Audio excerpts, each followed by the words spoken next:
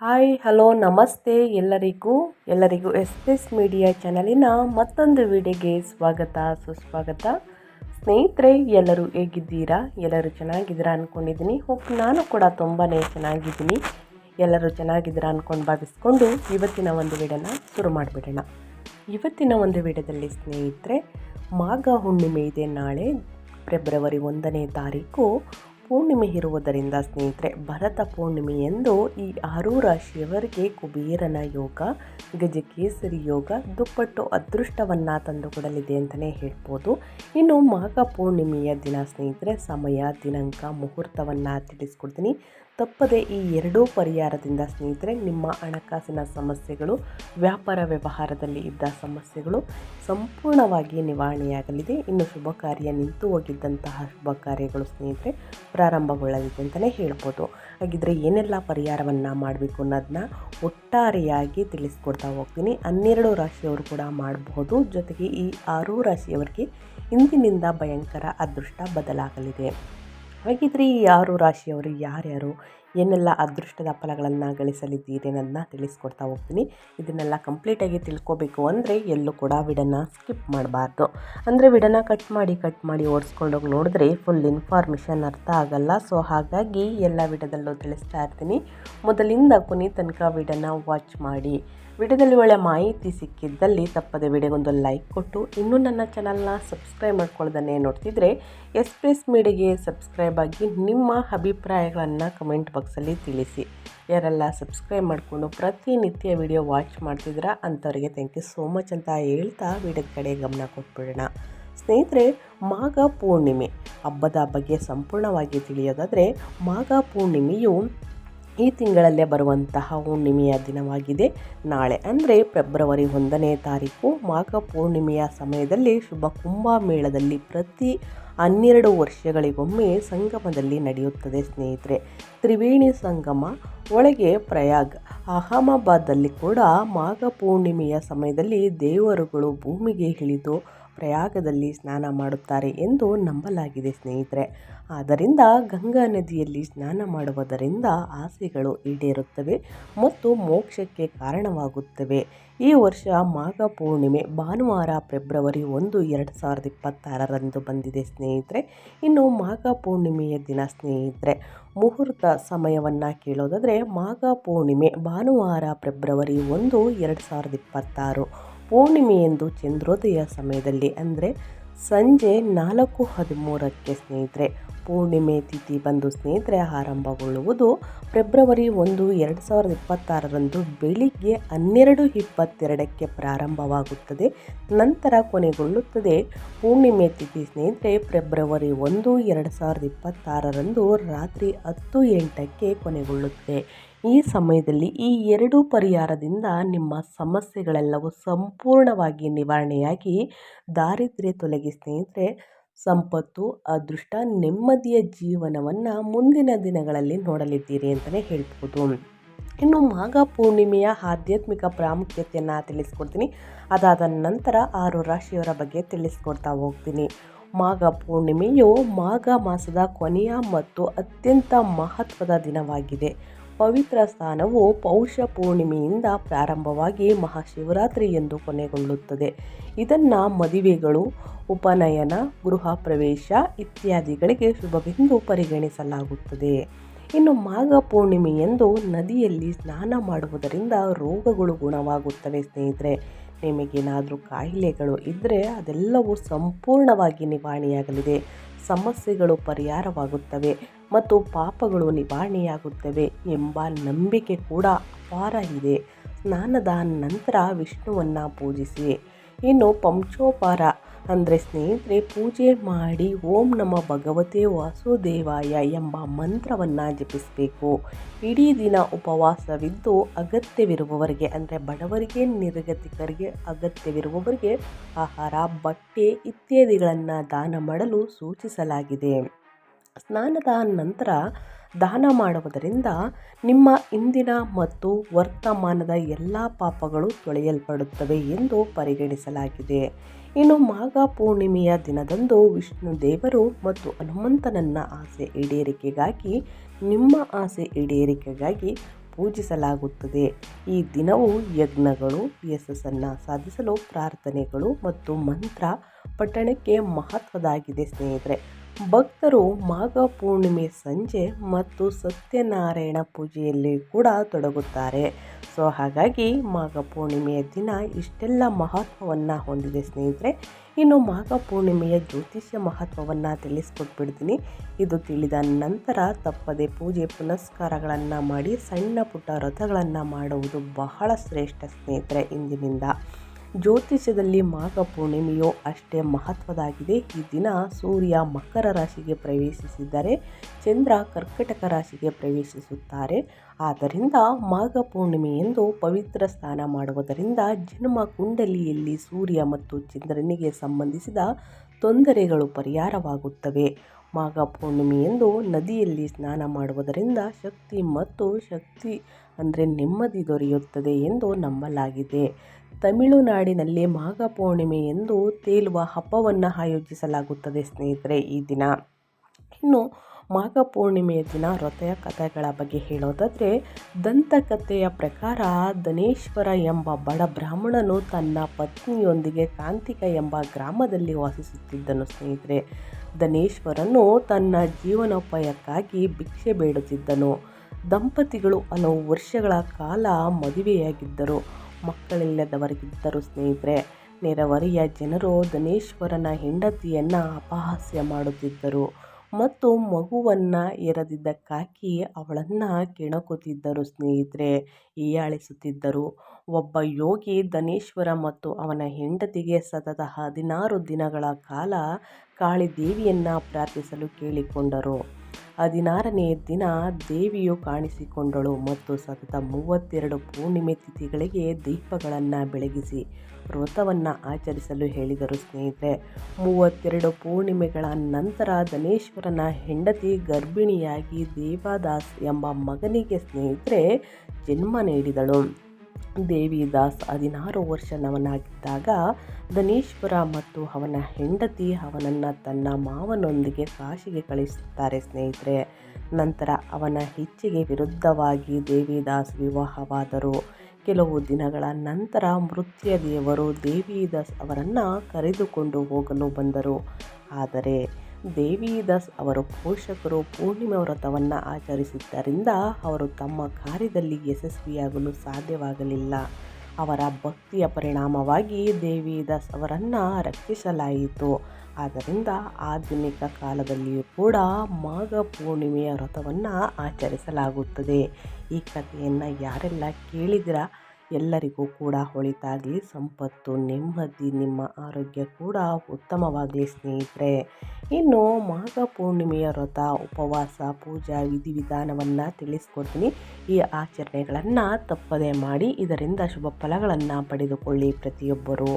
ಮೊದಲನೇದಾಗಿ ಭಕ್ತರು ಪ್ರಾಯಶ್ಚಿತ್ತಕ್ಕಾಗಿ ದಿನವಿಡೀ ಉಪವಾಸವನ್ನು ಮಾಡ್ತಾರೆ ಸ್ನೇಹಿತರೆ. ನಾಳೆ ಉಪವಾಸವು ಬೆಳಿಗ್ಗೆ ಬೇಗನೆ ಪ್ರಾರಂಭವಾಗಿ ಸಂಜೆ ಪೂಜೆಯ ನಂತರ ಕೊನೆಗೊಳ್ಳುತ್ತದೆ. ಇನ್ನು ಸಂಪೂರ್ಣ ನೀರಿಲ್ಲದೆ ಉಪವಾಸವನ್ನು ಆಚರಿಸಲು ಶಿಫಾರಸು ಮಾಡಲಾಗಿದೆ. ಆದಾಗ್ಯೂ ಕೆಲವರು ಹಣ್ಣುಗಳು, ಹಾಲು ಮಾತ್ರ ತಿನ್ನಲು ಆಯ್ಕೆ ಮಾಡ್ತಾರೆ. ಇನ್ನು ಸೂರ್ಯೋದಯಕ್ಕೆ ಮೊದಲು ಪವಿತ್ರ ನದಿಯಲ್ಲಿ ಸ್ನಾನ ಮಾಡಿ ಸೂರ್ಯದೇವರಿಗೆ ಅಗ್ನಿ ಅರ್ಪಿಸುವುದು ಸೂಕ್ತ. ಸ್ನಾನ ಮಾಡಿದ ನಂತರ ಉಪವಾಸ ವ್ರತ ಕೈಗೊಳ್ಳುವ ಮೂಲಕ ಮಧುಸೂದನ ಕೃಷ್ಣನನ್ನು ಪೂಜಿಸಲು ಸೂಚಿಸಲಾಗಿದೆ ಸ್ನೇಹಿತರೆ. ಇನ್ನು ಮೂರನೇದಾಗಿ ಬ್ರಾಹ್ಮಣರು ಮತ್ತು ನಿರ್ಗತಿಕರಿಗೆ ಅನ್ನ ಮತ್ತು ದಕ್ಷಿಣೆಯನ್ನು ನೀಡಬೇಕು. ಎಳ್ಳು ಮತ್ತು ಕಪ್ಪೆಳ್ಳನ್ನು ದಾನ ಮಾಡಬೇಕು. ಗಾಯತ್ರಿ ಮಂತ್ರ ಅಥವಾ ಓಂ ನಮೋ ನಾರಾಯಣ ಮಂತ್ರವನ್ನು 108 ಬಾರಿ ಜಪಿಸಬೇಕು ಸ್ನೇಹಿತರೆ. ಇದರಿಂದ ಸಾಕಷ್ಟು ಸಮಸ್ಯೆಗಳು ಇದ್ದರೆ ನಿವಾರಣೆಯಾಗಲಿದೆ. ಇನ್ನು ಕಲ್ಪವಾಗಳು ಅಂತಂದರೆ ಕಲ್ಪವಾಸ ಎಂದರೆ ಮಾಘ ಮಾಸದಲ್ಲಿ ತಮ್ಮನ್ನು ತಾವು ನಿಯಂತ್ರಿಸಿಕೊಳ್ಳುವ ಮತ್ತು ಶುದ್ಧೀಕರಿಸಿಕೊಳ್ಳುವ ಪ್ರಯತ್ನ. ಇದನ್ನು ವೇದಗಳು, ರಾಮಚರಿತ್ರ ಮಾನಸಗಳು ಮತ್ತು ಮಹಾಭಾರತದಲ್ಲಿ ಉಲ್ಲೇಖಿಸಲಾಗಿದೆ. ಈ ಸಮಯದಲ್ಲಿ ತಪಸ್ವಿ ಜೀವನವನ್ನು ನಡೆಸಲು ಶಿಫಾರಸು ಮಾಡಲಾಗಿದೆ. ಭಕ್ತರು 1 ತಿಂಗಳು ಕಾಲ ಕಾಮ, ಕ್ರೋಧ, ಮೋಹ ಮತ್ತು ಭ್ರಮೆಗಳಿಂದ ದೂರವಿರಬೇಕು. ಭಕ್ತರು ದಿನಕ್ಕೆ 3 ಬಾರಿ ಸ್ನಾನ ಮಾಡಿ ಬೆಳಿಗ್ಗೆ ಉದಯಿಸುತ್ತಿರುವಂತಹ ಸೂರ್ಯನಿಗೆ ಅರ್ಘ್ಯವನ್ನು ಅರ್ಪಿಸಬೇಕು. ಭಕ್ತರು ಭಜನೆ, ಕೀರ್ತನೆ ಮತ್ತು ಮಾಡಿದ ಉಪವಾಸವನ್ನು ಆಚರಿಸಲಾಗುತ್ತದೆ ಸ್ನೇಹಿತರೆ. ಕಲ್ಪವಾಸ ವ್ರತವನ್ನು ಕೈಗೊಳ್ಳುವ ಭಕ್ತರಿಗೆ ಕಲ್ಪವಾಸಿ ಎಂಬ ಬಿರುದನ್ನು ನೀಡಲಾಗುತ್ತದೆ. ಅವರು ಕಠಿಣ ಜೀವನಕ್ಕಾಗಿ ಪ್ರಯಾಗದಲ್ಲಿ ಮಾಘಮೇಳದಲ್ಲಿ ಸ್ನೇಹಿತರೆ ತಮ್ಮ ಸಮಯವನ್ನು ಕಳೆಯುತ್ತಾರೆ. ಬೆಳಿಗ್ಗೆ ಬೇಗನೆ ಸ್ನಾನ ಮಾಡುವುದು ಒಳ್ಳೆಯದು. ಪೂರ್ಣಿಮೆಯ ಶುಭ ದಿನದಂದು ಸ್ನಾನ ಮಾಡಿದ ನಂತರ ದಾನ ಮತ್ತು ಜಪ ಮಾಡುವುದು ಫಲಪ್ರದ ಎಂದು ಹೇಳಲಾಗುತ್ತದೆ. ಮಾಘ ಮಾಸದ ವಿಶೇಷ ಸ್ಥಾನವು ಪೌಷ ಮಾಸದ ಪೂರ್ಣಿಮೆಯೆಂದು ಪ್ರಾರಂಭವಾಗಿ ಮಾಘ ಪೂರ್ಣಿಮೆಯವರೆಗೆ ಮುಂದುವರಿಯುತ್ತದೆ. ಮಾಘ ಮಾಸದಲ್ಲಿ ಪವಿತ್ರ ನದಿಯಲ್ಲಿ ಸ್ನಾನ ಮಾಡುವವರಿಗೆ ಶ್ರೀಕೃಷ್ಣನು ಸಂತೋಷ, ಸಮೃದ್ಧಿ, ನೆಮ್ಮದಿ ಮತ್ತು ಮೋಕ್ಷವನ್ನು ದಾರಿ ಎರೆಯಲಿದ್ದಾರೆ ಎಂದು ನಂಬಲಾಗಿದೆ.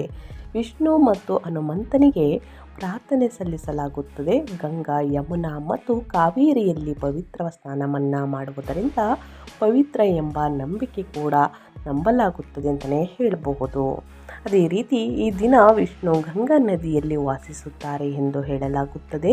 ಆದ್ದರಿಂದ ನದಿ ನೀರನ್ನು ಮುಟ್ಟುವುದು ಸಹ ತುಂಬ ಪ್ರಯೋಜನಕಾರಿಯಾಗಿದೆ.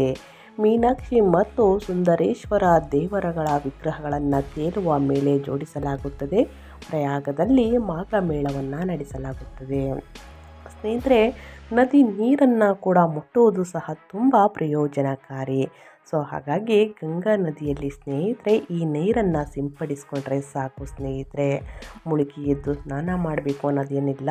ನೀರನ್ನು ಮುಟ್ಟುವುದು ಮತ್ತು ಸಿಂಪಡಿಸ್ಕೊಳ್ಳೋದು ಬಹಳ ಮುಖ್ಯ ಅಂತ ಹೇಳ್ತಾ ಈ ಪೂಜೆ ಪುನಸ್ಕಾರಗಳನ್ನು ತಪ್ಪದೇ ಮಾಡಿ ನಿಮ್ಮ ಜೀವನದಲ್ಲಿದ್ದಂತಹ ಸಮಸ್ಯೆಗಳು ಸಂಪೂರ್ಣವಾಗಿ ನಿವಾರಣೆಯಾಗಲಿದೆ ಅಂತ ಹೇಳ್ತಾ ಈ 6 ರಾಶಿಯವರು ಏನೆಲ್ಲ ಅದೃಷ್ಟದ ಫಲಗಳನ್ನು ಗಳಿಸಲಿದ್ದೀರಿ, ಯಾವುದರ ಬಗ್ಗೆ ಎಚ್ಚರಿಕೆ ವಹಿಸಬೇಕು ಅನ್ನೋದನ್ನ ನೋಡ್ತಾ ಹೋಗೋಣ. ನಾಳೆ ಸ್ನೇಹಿತರೆ ಮಾಘ ಹುಣ್ಣಿಮೆಯ ದಿನ ಚಂದ್ರನು ರಾಶಿಗೆ ಶುಕ್ರ ಸಂಚಾರ ಮಾಡುವುದರಿಂದ ಈ 6 ರಾಶಿಯವರ ಬಾಳು ಬಂಗಾರ, ಮುಟ್ಟಿದ್ದೆಲ್ಲವೂ ಚಿನ್ನ ಅಂತಲೇ ಹೇಳಬಹುದು. ಸ್ನೇಹಿತರೆ, ಕೆಲವೇ ತಿಂಗಳುಗಳಲ್ಲಿ ಶುಕ್ರ ಕಟಕ ರಾಶಿಗೆ ಸಂಚಾರವನ್ನು ಮಾಡಲಿದೆ ಅಂತ ತಿಳಿಸಿದೆ. ಕೆಲ ರಾಶಿಯವರ ಬಾಳನ್ನು ಬೆಳಗಿಸುವುದು. ಹಾಗಾದರೆ ಆ ಶುಭ ಫಲಗಳನ್ನು ಪಡೆಯುವಂತಹ ರಾಶಿಗಳು ಯಾವುದು ಎಂಬುದನ್ನು ನೋಡ್ತಾ ಹೋಗೋಣ. ಜ್ಯೋತಿಷ್ಯದಲ್ಲಿ ಶುಕ್ರನ ಸಂಚಾರಕ್ಕೆ ವಿಶೇಷ ಸ್ಥಾನವಿದೆ. ಶುಕ್ರ ಒಂದು ರಾಶಿಯಿಂದ ಮತ್ತೊಂದು ರಾಶಿಗೆ ಸಾಗಿದಾಗ ಅದರ ಪರಿಣಾಮ ಎಲ್ಲ ರಾಶಿಗಳ ಮೇಲೆ ಬೀರಲಿದೆ. ಅಲ್ಲದೆ ಈ ಸಮಯದಲ್ಲಿ ಶುಕ್ರನ ಸ್ಥಾನ ಜಾತಕದಲ್ಲಿ ಬಲವಾಗಿದ್ದರೆ ಅಂತಹ ರಾಶಿಯವರ ಅದೃಷ್ಟ ಕುಲಾಯಿಸಬಹುದು. ಅನಿರೀಕ್ಷಿತ ಲಾಭ, ಸಂಪತ್ತು, ಸೌಕರ್ಯ, ಸೌಲಭ್ಯಗಳು ಹೆಚ್ಚಾಗಲಿವೆ. ಇದಲ್ಲದೆ ಕುಟುಂಬ ಮತ್ತು ವೈವಾಹಿಕ ಜೀವನದಲ್ಲಿ ಪ್ರೀತಿ, ದಾಂಪತ್ಯ ಸುಖ ಪರಾಪತಿಯಾಗಲಿದೆ. ಅಂದ ಹಾಗೆ ಸ್ನೇಹಿತರೆ, ಫೆಬ್ರವರಿ 1, 2026ರಂದು ಭಾನುವಾರದ ದಿನ ಶುಕ್ರ ಕಟಕ ರಾಶಿಗೆ ಪ್ರವೇಶವನ್ನು ಮಾಡಲಿದ್ದಾರೆ. ಕಟಕ ರಾಶಿಯಲ್ಲಿ ಚಂದ್ರ ಆಳುವಂತಹ ರಾಶಿಯಾಗಿದೆ. ಕಟಕ ರಾಶಿಯಲ್ಲಿ ಸ್ನೇಹಿತರೆ ಶುಕ್ರನ ಸಂಚಾರ ಕೆಲ ರಾಶಿಯವರ ಅದೃಷ್ಟವನ್ನು ಬದಲಾಯಿಸಬಹುದು. ಹಾಗಾದರೆ ಆ ಅದೃಷ್ಟ ರಾಶಿಗಳು ಯಾವುದು? ಅದರಲ್ಲಿ ನಿಮ್ಮದು ಕೂಡ ಒಂದಾಗಿರಬಹುದು. ವಿಡಿಯೋವನ್ನು ಕೊನೆ ತನಕ ವಾಚ್ ಮಾಡಿ, ವಿಡಿಯೋಗೆ ಲೈಕ್ ಮಾಡಿ. ಈ ಅದೃಷ್ಟ ರಾಶಿ ನಿಮ್ಮ ಕುಟುಂಬದಲ್ಲಿ ಇದ್ದರೆ ತಪ್ಪದೆ ಅವ್ರಿಗೂ ಕೂಡ ವಿಡಿಯೋವನ್ನು ಶೇರ್ ಮಾಡಿ. ಮೊದಲನೇ ಆ ಅದೃಷ್ಟ ರಾಶಿ ಬಂದು ಸಿಂಹ ರಾಶಿಯವರಿಗೆ. ಸಿಂಹ ರಾಶಿಯ 12ನೇ ಮನೆಯಲ್ಲಿ ಶುಕ್ರನ ಸಂಚಾರ ನಡೆಯಲಿದ್ದು ಇದು ಅತ್ಯಂತ ಮಂಗಳಕರ. ಭೌತಿಕ ಸುಖ ಹಾಗೂ ಐಷಾರಾಮಿ ಜೀವನ ಮತ್ತು ಖರ್ಚು ಮಾಡಲು ಹಿಂಜರಿಯದ ಸ್ವಭಾವವನ್ನು ಶುಕ್ರ ನೀಡಲಿದ್ದಾರೆ. ಇದು ನಿಮಗೆ ಅತ್ಯಂತ ಮಂಗಳಕರದ ಅವಧಿ. ಅದೃಷ್ಟ ನಿಮ್ಮ ಕೈ ಹಿಡುವ ಗಳಿಗೆಯಾಗಿದೆ. ದೀರ್ಘ ದೂರದ ಪ್ರಯಾಣ ಅಥವಾ ವಿದೇಶ ಪ್ರವಾಸದ ಯೋಗವೂ ಕೂಡ ಉಂಟು. ಕುಟುಂಬದ ಹಿರಿಯರ ಸದಸ್ಯರ ಆರೋಗ್ಯದ ಬಗ್ಗೆ ಕಾಳಜಿ ಇರಬೇಕು. ವೈವಾಹಿಕ ಜೀವನದಲ್ಲಿ ಪ್ರೀತಿ ಮತ್ತು ಸೌಹಾರ್ದ ಹೆಚ್ಚಾಗುತ್ತದೆ. ಅವಿವಾಹಿತರಿಗೆ ಕಂಕಣ ಭಾಗ್ಯ ಕೂಡಿ ಬರಲಿದೆ. ವ್ಯಾಪಾರದಲ್ಲಿ ಲಾಭ ಹೆಚ್ಚು, ಶ್ರಮ ಕಡಿಮೆಯಾಗಲಿದೆ. ಆದರೆ ಈ ಸಮಯದಲ್ಲಿ ಆರೋಗ್ಯದ ಬಗ್ಗೆ ಸ್ವಲ್ಪ ಗಮನ ಹರಿಸುವುದು ಮುಖ್ಯ. ಶತ್ರುಗಳು ಅಥವಾ ವಿರೋಧಿಗಳಿಂದ ತೊಂದರೆ ಹೆಚ್ಚಾಗುವುದರಿಂದ ಎಚ್ಚರಿಕೆಯನ್ನು ವಹಿಸುವಿರಿ. ಶತ್ರುಗಳನ್ನು ಸೋಲಿಸಲು ನಿಮಗೆ ಸಾಧ್ಯವಾಗಲಿದೆ. ಅನಗತ್ಯ ಖರ್ಚುಗಳು ಹೆಚ್ಚಾಗುವ ಸಾಧ್ಯತೆ ಇದೆ, ಎಚ್ಚರಿಕೆ. ಇದೇ ತಿಂಗಳು ಸ್ನೇಹಿತರೆ 17ನೇ ತಾರೀಕು ಚಂದ್ರಗ್ರಹಣ, ಸೂರ್ಯಗ್ರಹಣ ಈ ವರ್ಷದಲ್ಲಿ ಸಂಭವಿಸುವುದರಿಂದ ಸ್ನೇಹಿತರೆ ಸಾಕಷ್ಟು ಸಮಸ್ಯೆಗಳನ್ನು ನೋಡಬೇಕಾಗುತ್ತದೆ. ಹಾಗಾಗಿ ಹುಣ್ಣಿಮೆಯ ದಿನ ಈ ಒಂದು ಪರಿಹಾರವನ್ನು ಮಾಡಿ ನಿಮ್ಮ ಸಮಸ್ಯೆಗಳು ಕೂಡ ಸಂಪೂರ್ಣವಾಗಿ ನಿವಾರಣೆಯಾಗಲಿದೆ. ಇನ್ನು ಮುಂದಿನ ರಾಶಿಯವರ ಬಗ್ಗೆ ಹೇಳೋದಾದರೆ ಕಟಕ ರಾಶಿಯವರಿಗೆ. ಕಟಕ ರಾಶಿಯ ಲಗ್ನದ ಸ್ಥಾನದಲ್ಲಿ ಶುಕ್ರನ ಸಂಚಾರ ಮಾಡಲಿದೆ. ಈ ಸಂಚಾರ ಕಟಕ ರಾಶಿಯವರ ಬಾಳನ್ನು ಬೆಳಗಿಸುವಂತಹ ಸಮಯ. ಈ ಅವಧಿಯಲ್ಲಿ ನೀವು ಮಾಡಿದ ಪ್ರತಿಯೊಂದು ಕಾರ್ಯಗಳು ಯಶಸ್ವಿಯಾಗುತ್ತವೆ. ಹೂಡಿಕೆ ಹಾಗೂ ಲಾಟರಿಯಿಂದ ಲಾಭವಾಗುವಂತಹ ಸಮಯ ಇದು. ಸ್ವಂತ ಹುದ್ದೆಯನ್ನು ಶುರು ಮಾಡಿದರೆ ಅದರಿಂದ ಅನಿರೀಕ್ಷಿತ ಲಾಭವನ್ನು ನೀವು ಕಾಣಲಿದ್ದೀರಿ. ಸಾಲಗಳನ್ನು ತೀರಿಸಲು ಸಾಧ್ಯವಾಗುವುದು. ವಿಶೇಷವಾಗಿ ಶುಕ್ರನ ಈ ಸ್ಥಾನ ವೈವಾಹಿಕ ಹಾಗೂ ಕೌಟುಂಬಿಕ ಕಲಹಗಳನ್ನು ನಿವಾರಣೆ ಮಾಡಿ ಮನೆಯಲ್ಲಿ ಶಾಂತಿ ನೆಮ್ಮದಿಯ ವಾತಾವರಣ ನೀಡಲಿದೆ. ಶುಕ್ರ ನಿಮ್ಮ ಜಾತಕದಲ್ಲಿ ಬಲವಾದ ಸ್ಥಾನದಲ್ಲಿ ಇದ್ದು ಅವಿವಾಹಿತರಿಗೆ ವಿವಾಹವಾಗುವಂಥ ಯೋಗವೂ ಇದೆ. ಅಲ್ಲದೆ ಒಂಟಿಯಾಗಿರುವವರ ಬಾಳಲ್ಲಿ ಶುಕ್ರದೇವ ಹೊಸ ಪ್ರೀತಿಯನ್ನು ಹುಟ್ಟಿಸಲಿದ್ದಾರೆ. ಅಲ್ಲದೆ ಕುಟುಂಬದಲ್ಲಿ ಪ್ರೀತಿ ಆಳವಾಗಿ ಬಲಗೊಳ್ಳುವುದು. ಈ ಸಮಯದಲ್ಲಿ ಧಾರ್ಮಿಕ ಸ್ಥಳಗಳಿಗೆ ಭೇಟಿ ನೀಡುವಂತಹ ಮಂಗಳಕರವಾದ ಗಳಿಗೆಯನ್ನು ನೀವು ನೋಡಲಿದ್ದೀರಿ ಕಟಕ ರಾಶಿಯವರು. ಇನ್ನು ಮುಂದಿನ ರಾಶಿಯವರ ಬಗ್ಗೆ ಹೇಳೋದಾದರೆ ವೃಶ್ಚಿಕ ರಾಶಿಯವರಿಗೆ ನಾಳಿನ ದಿನ ಭವಿಷ್ಯವೇ ಬದಲಾಗುವಂತಹ ಸಮಯ ಇದು. ನಿಮ್ಮ ಜಾತಕದ 9ನೇ ಮನೆಯಲ್ಲಿ ಶುಕ್ರ ಸಂಚಾರ ಮಾಡಲಿದ್ದಾರೆ. ಶುಕ್ರನ ಈ ಸ್ಥಾನ ನಿಮ್ಮ ವೃತ್ತಿ ಜೀವನದಲ್ಲಿ ಸ್ನೇಹಿತರೆ ಬಲ ತುಂಬಲಿದೆ. ಅಲ್ಲದೆ ಕುಟುಂಬದಲ್ಲಿ ಕೆಲ ಬದಲಾವಣೆಗಳನ್ನು ತರಬಹುದು. ಉದ್ಯೋಗದ ಸ್ಥಳದಲ್ಲಿ ನಿಮ್ಮೆಲ್ಲ ಕನಸು ನನಸಾಗುವುದು. ನೀವು ಅಂದುಕೊಂಡಿದ್ದನ್ನು ಮಾಡಿ ತೀರುತ್ತೀರಿ. ಇದರಿಂದಾಗಿ ನಿಮಗೆ ಕೆಲಸಗಳನ್ನು ವಹಿಸಲು ಮೇಲಧಿಕಾರಿಗಳು ಸಂತೋಷವನ್ನು ಪಡುತ್ತಾರೆ. ಸಹೋದ್ಯೋಗಿಗಳು ಕೆಲಸದಲ್ಲಿನ ನಿಮ್ಮ ನಿಷ್ಠೆಯನ್ನು ಮೆಚ್ಚುತ್ತಾರೆ. ಆರ್ಥಿಕ ಜೀವನದಲ್ಲಿ ಸಾಕಷ್ಟು ಬದಲಾವಣೆಗಳನ್ನು ನೀವು ಕಾಣಲಿದ್ದೀರಿ. ಸಾಲಗಳು ತೀರುತ್ತವೆ. ಮಕ್ಕಳು ಹಾಗೂ ಕುಟುಂಬ ನಿರ್ವಹಣೆಯ ಬಗ್ಗೆ ಇದ್ದ ಚಿಂತೆಗಳು ದೂರವಾಗುತ್ತವೆ. ಮಕ್ಕಳಿಗೆ ನೀವು ಅಂದುಕೊಂಡ ವಿದ್ಯಾಭ್ಯಾಸವನ್ನು ಕೊಡಿಸಲು ಸಾಧ್ಯವಾಗುವುದು. ಅಲ್ಲದೆ ಈ ರಾಶಿಯ ವಿದ್ಯಾರ್ಥಿಗಳು ತುಂಬ ದೊಡ್ಡ ಸಾಧನೆಯನ್ನು ಮಾಡುವಂತಹ ದೊಡ್ಡ ಲಕ್ಷಣಗಳಿವೆ. ಶುಕ್ರನ ಸ್ಥಾನ ಬದಲಾವಣೆ ನಿಮ್ಮೆಲ್ಲ ಕಷ್ಟಗಳು ಮೆರೆಸಲಿದೆ ಸ್ನೇಹಿತರೆ. ಇನ್ನು ಮುಂದಿನ ರಾಶಿಯವರ ಬಗ್ಗೆ ಹೇಳೋದಾದರೆ ಕನ್ಯಾ ರಾಶಿಯವರಿಗೆ ಮಾಘ ಹುಣ್ಣಿಮೆಯ ದಿನದಿಂದ ಕನ್ಯಾ ರಾಶಿಯವರ ದಾಂಪತ್ಯ ಜೀವನದಲ್ಲಿ ಇದ್ದ ಮನಸ್ತಾಪಗಳು ದೂರವಾಗಲಿವೆ. ಹಿಂದೆ ಮಾಡಿದ ಹಲವಾರು ತಪ್ಪುಗಳನ್ನು ನೀವು ತಿದ್ದಿಕೊಳ್ಳಲಿದ್ದೀರಿ. ನಿಮ್ಮ ಜೀವನದಲ್ಲಿ ಸಂತೋಷ ಹಾಗೂ ಶಾಂತಿ ನೆಲೆಸಲಿದೆ. ಸಂಸಾರದಲ್ಲಿ ಸಂತೋಷ ನೆಮ್ಮದಿ ಕೂಡ ನೆಲೆಸಲಿದೆ ಸ್ನೇಹಿತರೆ. ಅಲ್ಲದೆ ಮನೆಯಲ್ಲಿ ದೀರ್ಘಕಾಲದಿಂದ ನಿಂತು ಹೋಗಿದ್ದಂತಹ ಮದುವೆಯಂತಹ ಶುಭ ಕಾರ್ಯಗಳು ಮತ್ತೆ ಆರಂಭವಾಗುತ್ತವೆ. ಮಕ್ಕಳ ವಿದ್ಯಾಭ್ಯಾಸ ಹಾಗೂ ಅವರ ಭವಿಷ್ಯದ ಬಗ್ಗೆ ಇದ್ದ ಮನಸ್ತಾಪಗಳು ದೂರವಾಗಿ ನೆಮ್ಮದಿಯ ಜೀವನವನ್ನು ನೀವು ನಡೆಸಲಿದ್ದೀರಿ ಕನ್ಯಾ ರಾಶಿಯವರ ಸ್ನೇಹಿತರೆ. ಪ್ರೀತಿ ಬಲಗೊಳ್ಳುವ ಸಮಯ ಇದು. ಜೊತೆಗೆ ವಿದೇಶದಲ್ಲಿ ಹೂಡಿಕೆಯನ್ನು ಮಾಡಲು ಹಾಗೂ ಉದ್ಯೋಗವನ್ನು ಮಾಡಲು ನಿಮಗೆ ಅವಕಾಶಗಳು ಸಿಗಲಿವೆ. ಭವಿಷ್ಯದ ಬಗ್ಗೆ ಇದ್ದ ಆರ್ಥಿಕ ಚಿಂತೆಗಳನ್ನು ಶುಕ್ರದೇವ ದೂರ ಮಾಡಲಿದ್ದಾರೆ. ಇದರೊಂದಿಗೆ ಉದ್ಯೋಗದಲ್ಲಿ ನಿಮ್ಮ ಖ್ಯಾತಿ ಹಾಗೂ ಸ್ಥಾನಮಾನ ಹೆಚ್ಚಾಗುತ್ತದೆ. ನಿಮ್ಮದೇ ಆದಂತಹ ಕಂಪನಿ ಶುರು ಮಾಡುವಂತಹ ಎತ್ತರಕ್ಕೆ ನೀವು ಬೆಳೆಯಲಿದ್ದೀರಿ ಸ್ನೇಹಿತರೆ. ಇನ್ನು ಮುಂದಿನ ರಾಶಿಯವರ ಬಗ್ಗೆ ಹೇಳೋದಾದರೆ ಧನು ರಾಶಿಯವರ ಬಾಳು ಬಂಗಾರವಾಗುವ ಅವಧಿ. ಶುಕ್ರನ ನಿಮ್ಮೆಲ್ಲ ಕನಸು ನನಸು ಮಾಡಲಿದ್ದಾರೆ. ಈ ಸಮಯದಲ್ಲಿ ಮನೆ, ವಾಹನ, ದುಬಾರಿ ವಸ್ತುಗಳನ್ನು ಖರೀದಿ ಮಾಡಲು ಸಾಧ್ಯವಾಗಲಿದೆ. ಸ್ವಂತ ದುಡಿದ ದುಡ್ಡಲ್ಲಿ ಐಷಾರಾಮಿ ಜೀವನವನ್ನು ನಡೆಸಲಿದ್ದೀರಿ. ಇದು ನಿಮಗೆ ತೃಪ್ತಿ ನೀಡಲಿದೆ. ಭವಿಷ್ಯದ ಯೋಜನೆಗಳು ಈಡೇರುವಂತಹ ಸಮಯ ಇದು. ಸ್ವಂತ ಹುದ್ದೆ ಶುರು ಮಾಡುವ ಬಯಸುವವರಿಗೆ ಅತ್ಯಂತ ಶುಭ ಸಮಯ ಇದಾಗಿದೆ. ಈ ಸಮಯದಲ್ಲಿ ನೀವು ಮಾಡಿದ ಪ್ರತಿಯೊಂದು ಕಾರ್ಯಗಳು ಅದ್ಭುತ ಫಲಗಳನ್ನು ನೀಡಲಿದೆ. ಆರ್ಥಿಕ ನೆಮ್ಮದಿಯ ಜೀವನವನ್ನು ನಡೆಸಲು ಸಾಧ್ಯವಾಗಲಿದೆ.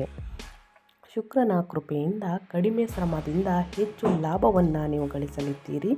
ನಿಮ್ಮೆಲ್ಲ ಸಮಸ್ಯೆಗಳು ಇಂದು ಈಡೇರುತ್ತವೆ ಅಂತಲೇ ಹೇಳಬಹುದು. ಸೊ ಹಾಗಾಗಿ ಸಾಕಷ್ಟು ಅದೃಷ್ಟವನ್ನು ನೋಡಲಿದ್ದೀರಿ ಅಂತ ಹೇಳ್ತಾ, ಇನ್ನು ಮುಂದಿನ ರಾಶಿ ತುಲಾ ರಾಶಿಯವರಿಗೆ ಸ್ನೇಹಿತರೆ 12ನೇ ಮನೆಯಲ್ಲಿ ಶುಕ್ರನ ಸಂಚಾರ ಮಾಡಲಿದೆ. ತುಲಾ ರಾಶಿಯವರಿಗೆ ಅತ್ಯಂತ ಮಂಗಳಕರ ಭೌತಿಕ ಸುಖ ಹಾಗೂ ಐಷಾರಾಮಿ ಜೀವನ ಮತ್ತು ಖರ್ಚನ್ನು ಮಾಡಲು ಸಾಕಷ್ಟು ಹಿಂಜರಿಯದ ಸ್ವಭಾವವನ್ನು ಶುಕ್ರದೇವರು ನೀಡಲಿದ್ದಾರೆ. ಇದು ನಿಮಗೆ ಅತ್ಯಂತ ಮಂಗಳಕರದ ಅವಧಿ ಅಂತಲೇ ಹೇಳಬಹುದು. ವ್ಯಾಪಾರದಲ್ಲಿ ಲಾಭ, ಹೆಚ್ಚು ಶ್ರಮ ಕಡಿಮೆಯಾಗಲಿದೆ. ಆದರೆ ಈ ಸಮಯದಲ್ಲಿ ಆರೋಗ್ಯದ ಬಗ್ಗೆ ನಿಮಗೆ ಗಮನವಿರಲಿ. ತುಲಾರಾಶಿಯವರಿಗೆ ಶತ್ರುಗಳು ಅಥವಾ ವಿರೋಧಿಗಳಿಂದ ತೊಂದರೆ ಹೆಚ್ಚಾಗುವುದರಿಂದ ಎಚ್ಚರಿಕೆಯನ್ನು ವಹಿಸಿ. ಶತ್ರುಗಳನ್ನು ಸೋಲಿಸಲು ನಿಮಗೆ ಸಾಧ್ಯವಾಗಲಿದೆ. ಈ ಗಳಿಗೆ ಅನಗತ್ಯ ಖರ್ಚುಗಳು ಹೆಚ್ಚಾಗುವಂತಹ ಸಾಧ್ಯತೆ ಇದೆ ಸ್ನೇಹಿತರೆ. ಸೊ ಹಾಗಾಗಿ ನಾಳೆಯಿಂದ ಸಾಕಷ್ಟು ಅದೃಷ್ಟವನ್ನು ಈ 6 ರಾಶಿಯವರು ನೋಡಲಿದ್ದೀರಿ ಅಂತ ಹೇಳ್ತಾ ನಾನು ವಿಡಿಯೋನ ಎಂಡ್ ಮಾಡ್ತಾ ಇದ್ದೀನಿ. ಇವತ್ತಿನ ಒಂದು ವಿಡಿಯೋದಲ್ಲಿ ಒಳ್ಳೆಯ ಮಾಹಿತಿ ಸಿಕ್ಕಿದ್ದಲ್ಲಿ, ಈ ವಿಡಿಯೋ ಯೂಸ್ಫುಲ್ ಅನಿಸಿದ್ದಲ್ಲಿ ದಯವಿಟ್ಟು ವಿಡಿಯೋಗೆ ಲೈಕ್ ಮಾಡಿ, ಕಮೆಂಟ್ ಮಾಡಿ, ನಿಮ್ಮ ಅಭಿಪ್ರಾಯವನ್ನು ತಿಳಿಸಿ ಅಂತ ಹೇಳ್ತಾ ನಿಮಗೂ ಮತ್ತು ನಿಮ್ಮ ಕುಟುಂಬಕ್ಕೆ ತುಂಬಾ ಒಳ್ಳೆಯದಾಗಲಿ. ಮತ್ತೊಂದು ವಿಡಿಯೋ ಜೊತೆ ಮತ್ತೊಂದು ಹೊಸ ಅಪ್ಡೇಟಲ್ಲಿ ಸಿಗ್ತೀನಿ. Thank you for watching.